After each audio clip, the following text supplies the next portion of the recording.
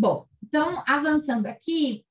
a gente pergunta se a empresa se envolveu da mesma forma com as partes interessadas e seus representantes no que se refere aos seguintes tópicos, né, de direitos trabalhistas. Então, da mesma forma, quando a gente falou de stakeholders, quando a gente estava falando de direitos humanos, estamos falando aqui também do componente de trabalho. Então, se a gente tem esse engajamento com as partes interessadas e a qualidade e a forma desse engajamento acontecer. Se é só uma consulta prévia, se há um debate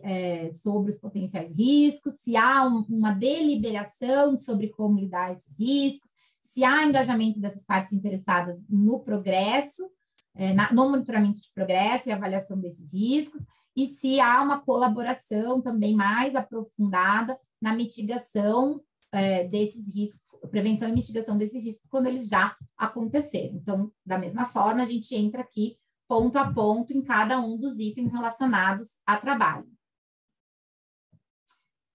E também, igualmente, no que se refere a o que a empresa fez, né, no caso de haver, né, ter tido, enfim, alguma auditoria voluntária ou não voluntária, se há alguma ação coletiva, se houve regulamentação relacionada aqui, no caso do Brasil, por exemplo, entrariam TACs, né, termos de acordo, né, com órgãos públicos, termos de ajustamento de conduta com órgãos públicos e, enfim, ações civis públicas, eventualmente que a empresa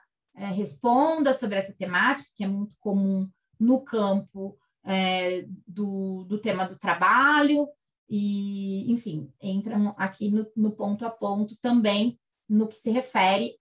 às questões trabalhistas. E, da mesma forma, também os treinamentos nessa temática também entram como um ponto de importante atenção para a gente capacitar e seguir monitorando nessas capacitações também na temática trabalhista. Outro ponto que a gente comentou na área de direitos humanos e que seguem sendo extremamente relevantes para trabalho são os KPIs, né, os indicadores. Que tipo de indicadores a gente estabelece para cada uma dessas áreas da área de trabalho. Então, se a gente tem, enfim, a DOC, ou seja, se pontualmente a gente revisa isso, ou se há, de fato, uma meta anual, se tem gestão desse progresso ao longo do ano,